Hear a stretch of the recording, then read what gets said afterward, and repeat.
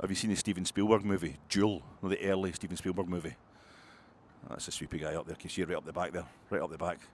That's the wee sweepy guy reloading, just taunting me.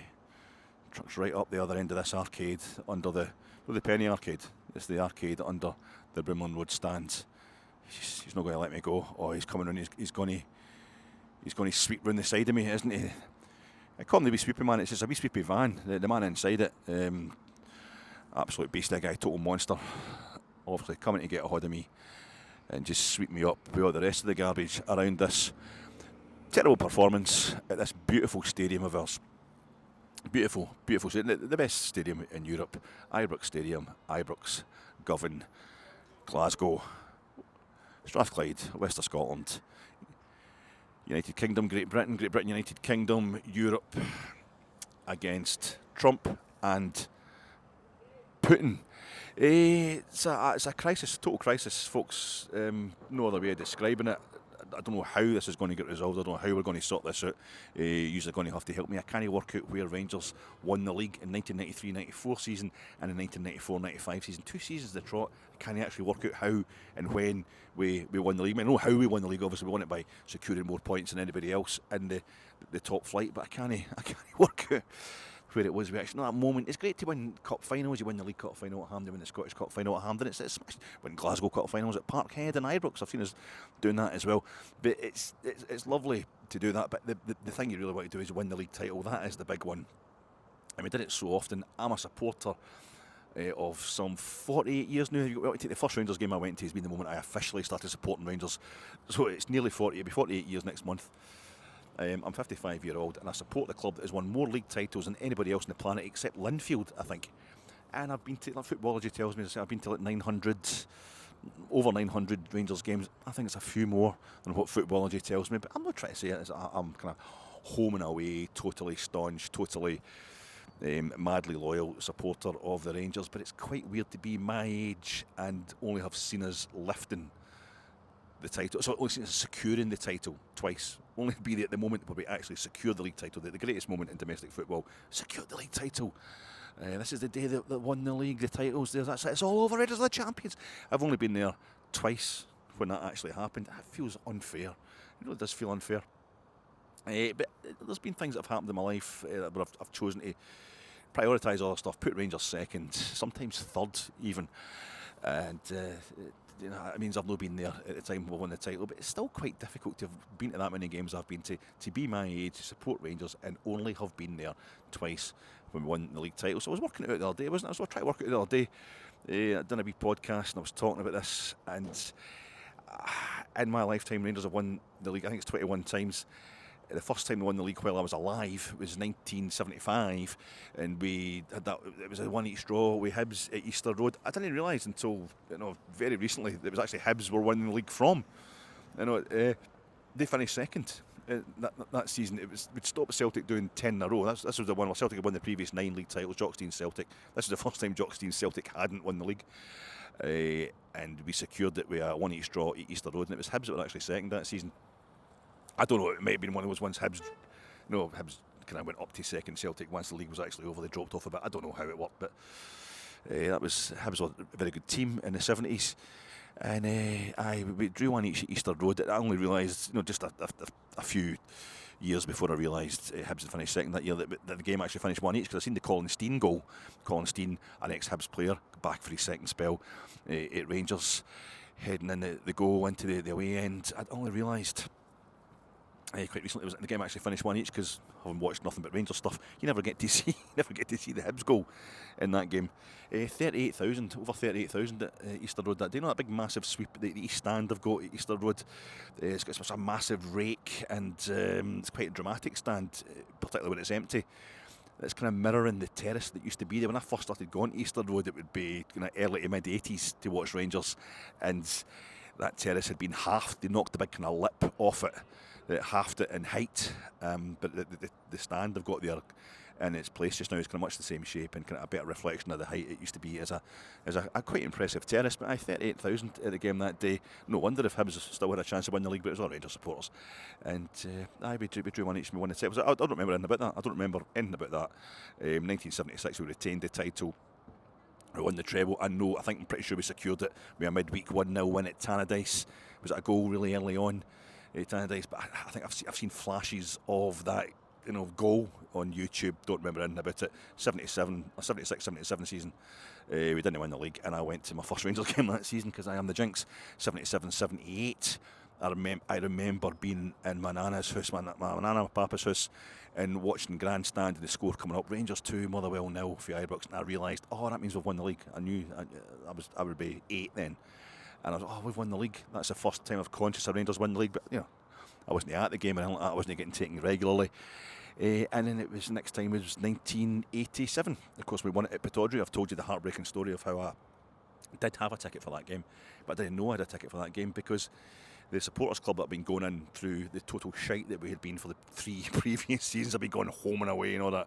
That season, it was the meetings. It was a Stevenson Masonic supporters club. I wasn't in the Masons, obviously. I was too young apart from anything else. But the meetings were in the Masonic Hall I think it would be every Tuesday night, unless there was a Rangers first team match on and they're running a bus. No, I didn't realise this. I didn't realise it because we're playing. I realised that rule, but I didn't realise we were playing. This is the days before Tinternet and all that. And we're playing Clyde in the Glasgow Cup, which was still officially a first team thing. I think there was about 1,000 people at the game. We played them at Firhill in a Glasgow Cup semi-final on the Tuesday night. So the meeting before our game at Pittodrie, where we could potentially win the title, had get moved to the Monday night. So I turned up and walked into the middle of a Masonic meeting wondering why are these guys wearing all this gear, and then had to leave and then get told eventually that that was it. I'd missed it. I'd missed the ticket, and I found out after we'd played Aberdeen at Pittodrie that I'd had the ticket, and it was like a death in the family. I was totally devastated. I could have been there. It was all the years I'd put in, because at that age, going from like kind of 14 to 17, just watching as much football as you possibly can, watching Rangers home and away, just a paper round and all that. Every penny I had was going on Rangers, going to see them home and away on the supporters bus, and then one time. So that's kind of changed my perspective in life. 89, I was there. I was here. I was in the West Enclosure when we beat Hearts 4-0, and it was like Mel Sterling scored a couple of goals, and Celtic drew at Pittodrie, but it was Aberdeen were beaten to the league, so Celtic actually helped us win the league that day, and their game finished 0-0 or 1 each, whatever it was, just while Rangers were still playing. That was lovely. That was absolutely beautiful. In the West Enclosure, and it was they were singing, "We are the champions, we are the It was absolutely lovely. So I did that, and then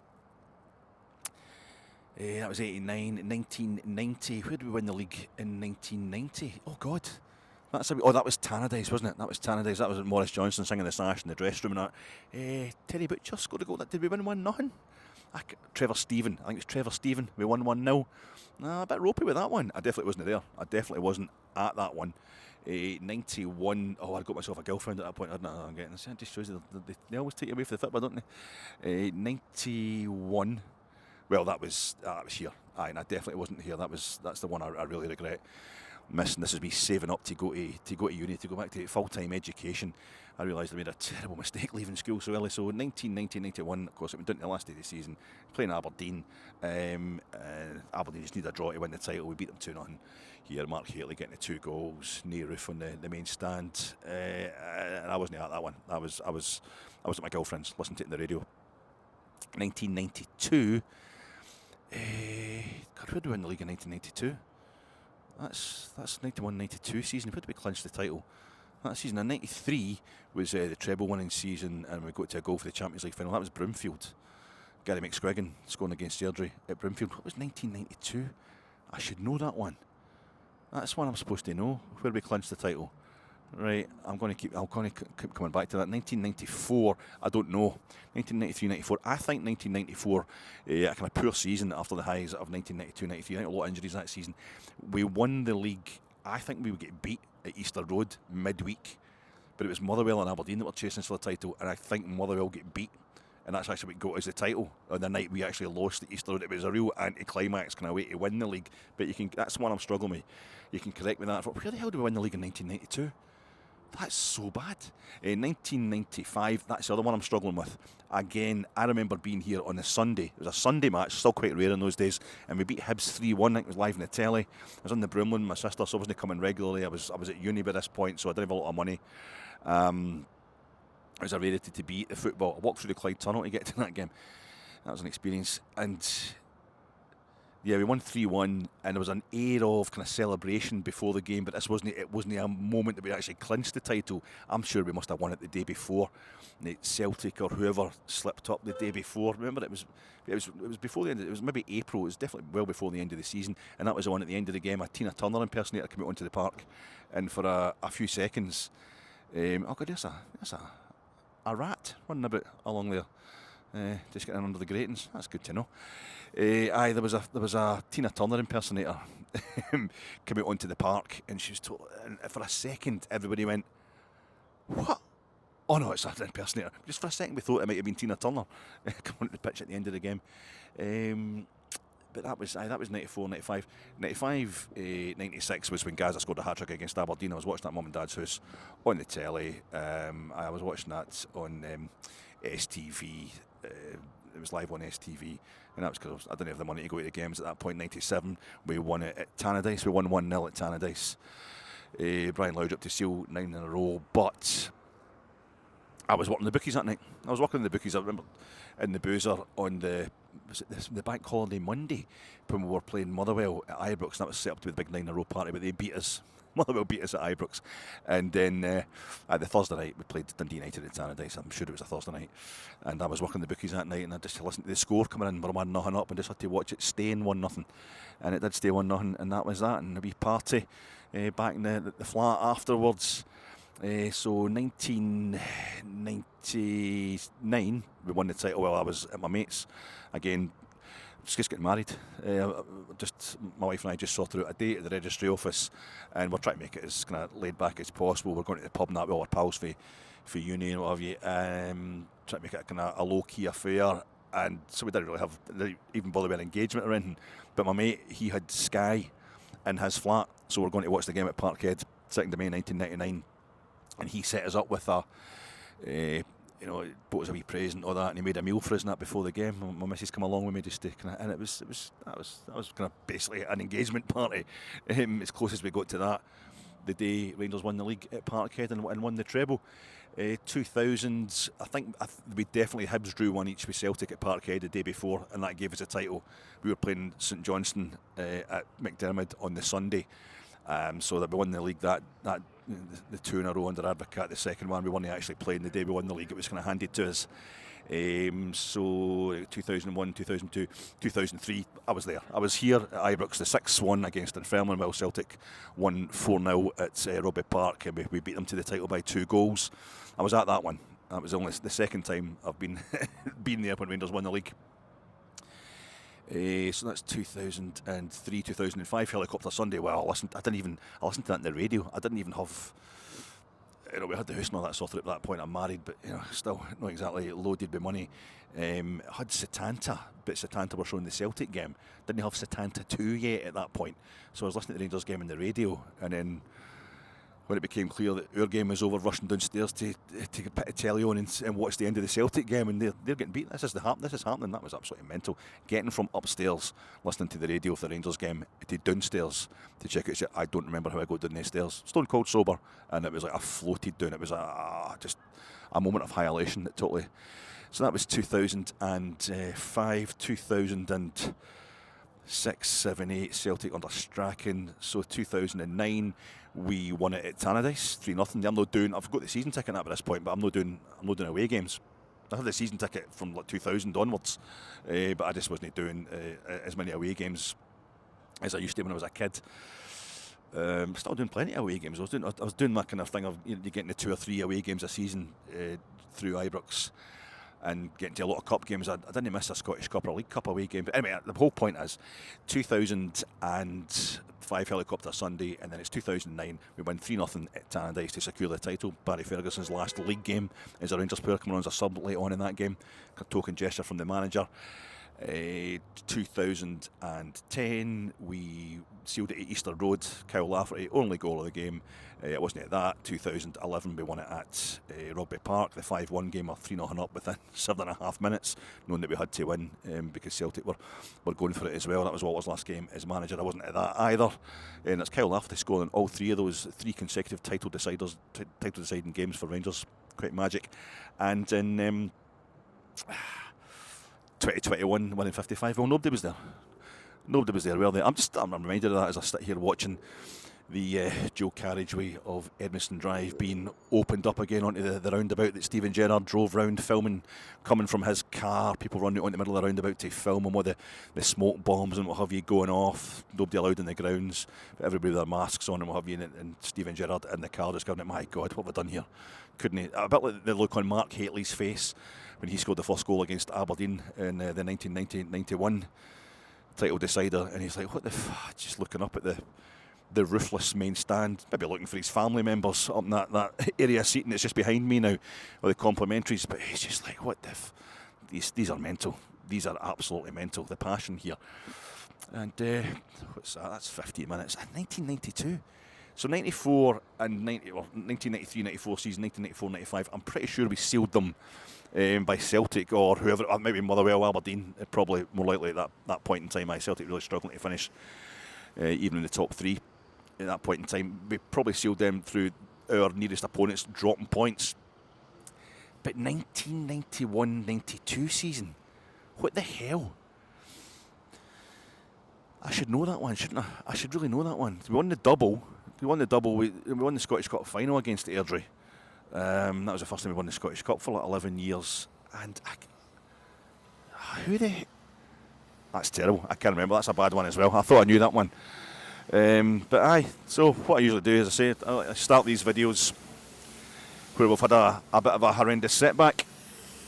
I start them off by trying to put off the Celtic fans, try to talk about stuff that's going to get rid of the ambulance chasers. Talking about Rangers winning league titles, that's probably the best I can manage just now. The obvious thing, to go off on a tangent would have been,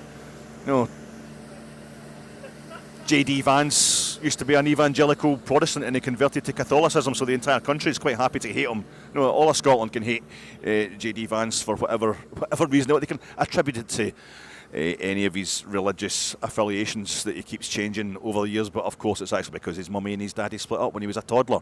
We've all got problems with our parents. I think there was drugs involved. We've all got problems with our parents and various drugs, even if the drug might just be alcohol or whatever, like the most socially acceptable drug, or is it caffeine? I don't know. But you don't take it out in the rest of the planet by having a go at Zelensky. It's like a gangster mugging. They mugged him like a gangster. That's supposed to be the highest praise they can give to Zelensky and Trump. Sorry, to J.D. Vance and Trump for what they did to Zelensky, a guy that was trying to talk in his second language and try to remain diplomatic as they told lies about his country, and the person that's invading his country, the person that's murdered thousands of people in his country, they try to tell lies about it in front of him, and they're surrounded by their own crowd. The guy's thousands of miles from home, and it's and eventually he just cracks a wee bit, and that's when they get you in it. That's when the narcissist, the sociopath, that's what they want. They just want to keep taunting you till eventually you snap, and then they've got you exactly where they want you. It was a horrific thing to watch. It's been a horrific thing to watch for the last 10 years or so as the world splits not into geography, not into Ukraine or holding back Putin the way the Vienna held back the Ottoman Turks. It's more like the world's just already split anyway into the wokes and the racists who think they're just telling it like it is. People who are just really, really unhappy and don't realise who the real problem is in their life, and it usually tends to be your parents or your brothers or your sister or some kind of family issue like that. Anyway, it was like a gangster mugging. It wasn't like a gangster mugging. It was like a bunch of kind of high school girls, and the popular girls deciding to set up some poor lassie. We'll do it in the cafeteria, right? We'll do it in the canteen. We'll get her in there, and we'll just tell her that that their parents are still together. All these girls, but they're millionaires. They're totally loaded, but they're living in separate bedrooms and stuff like that. They're basically estranged from each other, but they're keeping it together for the kids. But the kids can tell what's actually going on. Mum's an alcoholic and dad's a serial philanderer or something like that, and the kids are all totally warped in the head, but they've got plenty of money, they're spoilt, so they can look, but they can be the popular girls at school when they get this pair lassie in to the canteen, so the whole school's watching And they say, no, we're just trying to make you look better. What are you wearing? What are you wearing? You look like a tramp. Why are you not wearing a suit? Why are you not wearing a suit? Because I'm fighting a fucking war, you pussies. But that's the thing. It's just like, it was more like just like that, wasn't it? No, we're just trying to help. We're just trying to help you get a boyfriend. We're just trying to say you're a bit ugly and you're a bit fat. And maybe I'm getting a bit personal here. This is personal experience I'm talking about. No, but there was nothing impressive about what those scumbags did. You know, the cherished Oval Office. He's disrespected their cherished. No, you did by being singularly undiplomatic.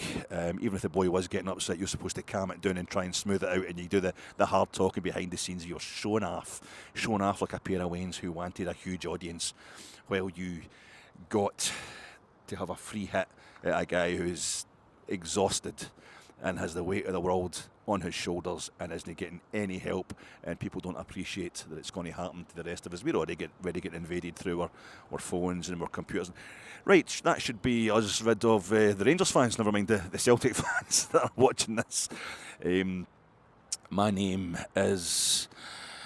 who cares what my name? This is your Fat Ek post. Rangers have managed to score a goal at Ibrox Reaction Pod, coming to you in association with Jersey. I haven't checked out Jersey. I haven't checked out who's on the show tomorrow night at 9:30 on YouTube, the usual live Sunday night flagship show, but you'll be well served. A great team of guys at Jersey, and yet again they're having to polish major turd. I'm sponsored by that, and I'm sponsored by, as I was saying, just taking care of your own problems. No taking your own problems out on the world.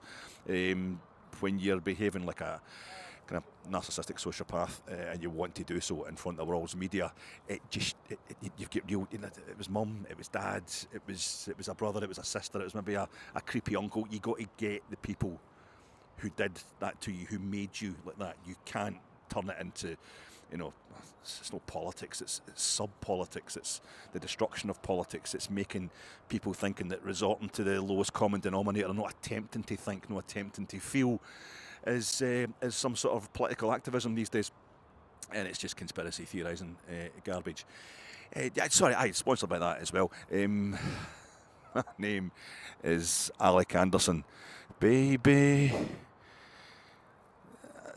just don't know why. Hang on a second. Sorry, hang on. I had to write this down.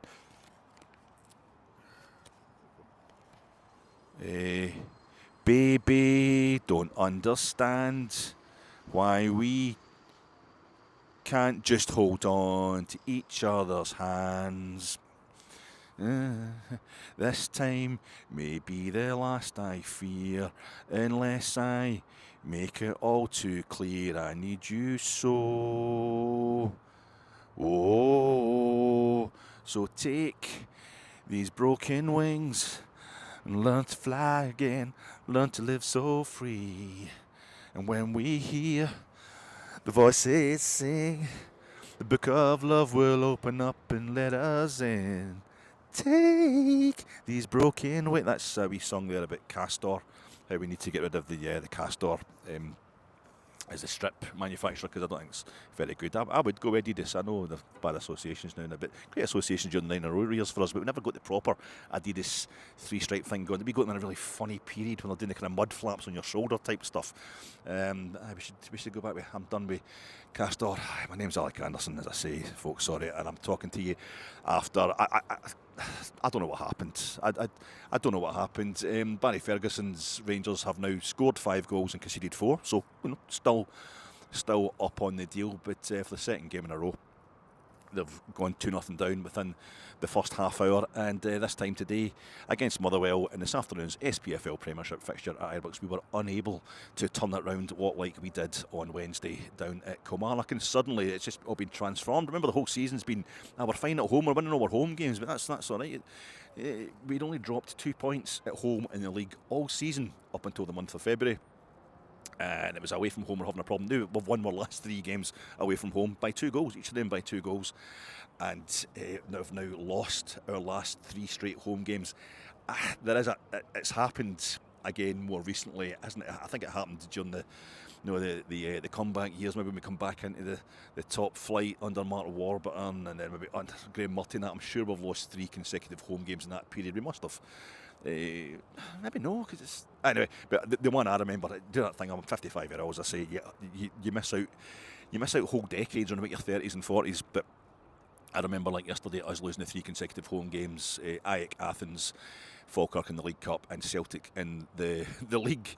But we won the league that season anyway. That was 93-94, wasn't it? 94-95? 94-95, Levski Sofia put us out in 93-94. I remember it happening then, but it's not very often Rangers lose 3 consecutive home games, and that's it. It's Queen's Park beat us 1-0, St Mirren beat us 2-0, and Motherwell for a wee while today looked like they might beat us 3-0. They keep that pattern going. We pulled a goal back, but it was ultimately in vain, and the whole thing I worried about with collapsing under Barry, with it the other night being a one-off. I thought we maybe get a few more games out of it, maybe get a bit of more manager bounce. Maybe it's just a wee setback in terms of, we definitely played better in the second half. I mean, for all, the game against Queen's Park under Philip Clement, obviously in the Scottish Cup, historically horrific result. But we did, we had the ball for the entire game. We had like 89.8% possession or something like that, and 205 shots on goal. We never looked at scoring, even when Tav got the penalty right at the end. I thought, it's one of the days we don't score. And then they get lost to St Mirren last week, which did for Clement, and they end up in the league. St Mirren just dominated us. We never looked like. I remember the referee signalling it was going to, the fourth official signal, it was going to be 9 minutes of injury time, and everybody was thinking, it's another 9 minutes of watching Rangers not scoring. We just weren't going to score. We'd never looked at scoring at any point in that game. That's quite a lot of mice or rats around about here. That's quite interesting. I suppose there's lots of chips and all that in the ground, isn't there? Lots of pies being cast off and what have you. But we never looked at scoring. Today, total shambles in the first half, where we never looked like scoring and looked like conceding quite regularly. Well, we did for Rangers at Ibrox. But in the second half, we definitely dominated the ball, and there was a bit more, a bit more of a clue to what we were doing. Seemed that we could, we're a bit unfortunate at times. The second half is pretty tragic generally, just nowhere near good enough. But there's a definite improvement. So maybe it's just a bit of a readjustment under Barry, who's just going to be a figurehead. And I think any idea that Barry was going to get the job full time probably went out the window today. But what was the starting lineup? Well, basically he started with the 11 that were on the park. The transformation, when the transformation started on Wednesday night at Rugby Park, not the starter of the scoring under Barry 11. No the 11 that we started that game with at Rugby Park. That, and I'm including in that starting 11 today. You had Ridvan Yilmaz playing at right back and James Tavernier in at centre half. Basically what it was when he changed it initially, when he made that, he took off Clinton and Ciala on Wednesday night at Rugby Park after half an hour. That was how we started the game tonight, with that lineup at that moment in time. Balogun was on the bench. Dujon Sterling on the bench, and you're thinking if either of them had been properly fit, they would be starting the day. We wouldn't be having Tav playing at centre half in his 500th appearance for Rangers. Poor Tav, that's just the way it goes. Certainly not his fault today. And then that's when it all starts going wrong in so many ways. A boy comes in. I'm walking along here today, I must admit I was a bit bitter. I'm walking along the road today, and it's a lot busier. I was a bit of trouble getting the car parked and that, and I'm walking along the road. It's a bit busier on the pavements, isn't it? It's Barry's back. All these folk that have been slagging Rangers, making a big deal of leaving. I'm walking out here, I don't want to watch us all, but they're all back today, aren't they? Because Barry's back, and we had a wee win the other night. No, us guys who just go every week, and we don't care if they want the team wins or lose. We stick by them. This is what the world's coming to, and this is what the world's coming to. It's might is right. It used to be when I was a boy. If Rangers were getting beat, and you were mouthing off about how you weren't going to go back. Well, then when you did go back, you're just a glory hunter. It was an embarrassing thing to do. It's like Zelensky, and he's the hard man, he's the strong man there. But it's Trump and JD Vance are appealing to this group of voters out there who think what they were doing was tough just because they're holding all the cards. We've got the cards, actually. We're holding all the cards. That's why you're supposed to be classy. That's why you're supposed to be. You don't hold them all anyway. But I'm thinking this is just the way the world's going these days. Nobody's got any morality. Nobody's got any kind of depth about them at all. And I realised that it was actually me that had left the house 10 minutes earlier than usual. So that's usually by the time I'm walking along to Ibrox, everybody's in. I usually get in just the game's kicking off. It was just the usual crowd that was going. I think there was a few more folk there, but the 3 seats to my left are usually empty. There is a boy who's been coming a few times. Must have a season ticket he never uses. It's a seat right next to me. So he turns. I've only seen the guy 2 or 3 times before, and he turns up, and I was chatting away, and I just mentioned he was talking about who's a centre half, and just a bit of chat. I says, aye, it's still proper in there next to Tav. He says, I get so many. I was like, I've got so many injuries. I says, I think it affects. Just try to make conversation. I'm like, I think it affects Butland when Suter's not playing. I think Suter makes Butland feel a lot more comfortable. And just any changes at centre half really make it go. And the goal, I don't know what happened with the first goal from Motherwell. I'll know more about it than I do about the second one. The guy. It looked like Jack Butland. He threw the ball. It was just because of coincidence. I just finished saying I think Butland sometimes struggles, and I'm like, just like that, because Butland did kind of rolled the ball out, and it get caught by some. But I think I wasn't really sure what happened. And the ball gets, we get caught out basically. Motherwell take the ball off. It's just outside our own box, and they pretty much walk it into the back of the net from that point. To the point in a flag, I think a flag went up for offside. And it was also kind of confused and just car crashy looking and kind of surreally bad that I thought Jack Butland didn't bother diving for it. Maybe he's just really slow getting down. I thought he didn't bother diving when the fella walked into the net, as if to say it had already been, clearly offside. It had been ruled out already. Maybe he just went down really slowly. It's just massive long VAR check. And then, the longer it went, the more chance you knew it was going to be a Motherwell goal. And it was a goal to Motherwell after like 9 minutes, and the boy next to me starts shouting at Jack Butland, and the boy in front of me, who's a great guy, he's got a problem with that boy shouting at Jack Butland. How's it Butland's foot? And I'm like, this is just... And it was just general unhappiness all around the place. Things going off left, right and centre, to the point where I can't even remember, I can't even remember what happened with Motherwell's second goal. It's just murder. It's absolute murder in the whole place. Everybody's just so depressed, getting upset with themselves and upset with...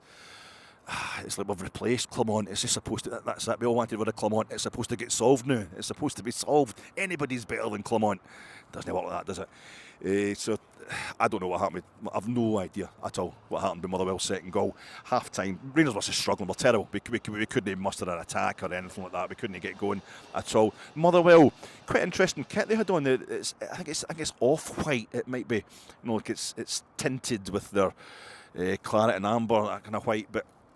It makes me think of Roma. A lot of Motherwell kits do make me think of Roma. I remember once wearing a Roma kit to a lecture at Glasgow Uni when I should have been going to watch Rangers winning league titles, and a Scouse guy saying to me, "Oh, is that a Motherwell strip?" And I'm like, "Mate." But I looked at the all white. I'm thinking of the Roma kit that they wore in the 1984 European Cup final. Roberto Pruzzo, Falcao. Roberto Fruzzo, who scored the goal against Falcao. No, who was the guy, the Brazilian guy that ended up at Sampdoria as well? A phenomenal player. What was he called?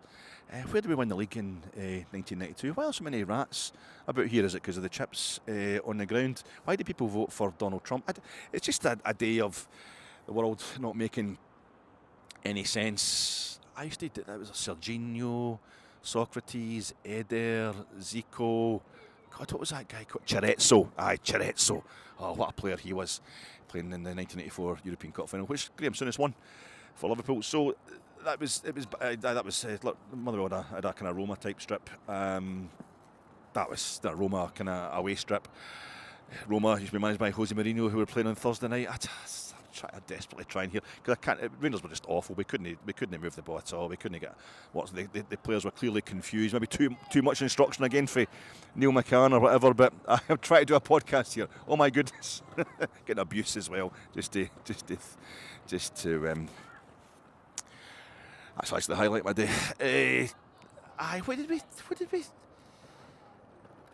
Half time we made 3 substitutions. Half-time made 3 substitutions. I'm leaving trying here, folks. Sorry, I've just given up. It's just like Rangers seem to do in that first half. We took off Hadji, put on Bajrami. We took off Igaman, and we put on Tom Lawrence and Robin Proper, who'd picked up a head injury but then discarded his bandage during the first half. I don't know if it's just because he's shite. He went off, and on came Leon Balogun, obviously not completely fit yet. And in the second half we had most of the ball. We had Motherwell kind of pinned back, scored. It was a bad back pass from Motherwell that Cyril Dessers turned round and caught really beautifully, really sweetly, a kind of micro version of his goal at Old Trafford, if you like. It was a great goal, great finish by Cyril Dessers to pull it back to 2-1, and that was like 54 minutes. So there's plenty of time. A few more substitutions, including towards the end, Dujon Sterling coming on, and who else to come on? Danilo come on, and it wasn't for Dessers. I can't remember who it was. It just didn't happen. There were lots of balls into the box and what have you, a bit more pressure outside, kind of camped outside the Motherwell box. I think it was the 80th minute, there was a ball kind of lobbed over the top that again Dessers did brilliantly to turn the centre half and lobbed it over the outcoming keeper from an angle, but it was the VAR check. We needed that. That was it. That was, even then, the kind of cheers for what would have been an equaliser and a second straight comeback from 2 goals down under Barry were kind of muted, and so more people must have realised it was offside than I did, than I thought. Really long VAR check, but this time it was because we knew they were going to disallow it, and it didn't count, and that kind of killed us off. I think that stopped us really believing. 35 minutes, I think that'll do us, Tripsy. It's just, it's all about Barry. It's not about Barry, it's about the state of things at Rangers just now. It's just, we're just wanting Barry to kind of see out the season as respectably as possible, but unfortunately it's a defeat. You can just compare it to the defeat we had here last week if you want to give Barry a bit of a break. He's having to deal with a whole lot of new players. He's basically taken over an entire football operation. On Monday, this was going to happen. I suppose we just were hoping he was going to be able to, stave it off until maybe it's best to happen now as opposed to happening at Parkhead or taking a total doing off Fenerbahce in Istanbul. I mean, fair enough. If you want to turn it around instantly, that'd be quite the thing to do. We don't have a game next weekend. I think it's nice of the SFA for once to give Scottish teams a break. In between, they're playing 2 European legs. Give us the fixture in between off so we can represent our country. But there's going to be plenty of time to get ripped into this performance or non-performance and who should be blamed and what we should do going forward. He can't make any signings. I can't see us changing the management team again. The players looked completely confused in the first half, so maybe the thing that was hinted at by Barry Ferguson after the game at Rugby Park, that he'd given them too much instruction, perhaps given them too much to think about before that game. He's had a few more days with them. Maybe they've again given them far too much to think about, wanting to change things too much. I can't help Neil McCann. I just keep thinking about how Neil McCann confuses the hell out of me with his tactical analysis on sports scene because it's too deep and involved for me. So I have to keep pausing it and rewinding it. And you can imagine if Neil's actually in charge of a club, he's in charge of the tactical output of a football club, he'll be going absolutely mental. Do this, do that, do this, do that. But I've zero evidence whatsoever that is the case, and Barry Ferguson is certainly there to make sure that it's not too much for the players to deal with. Just supposition and all that, and it's awful, folks. I can't remember the last time we lost 3.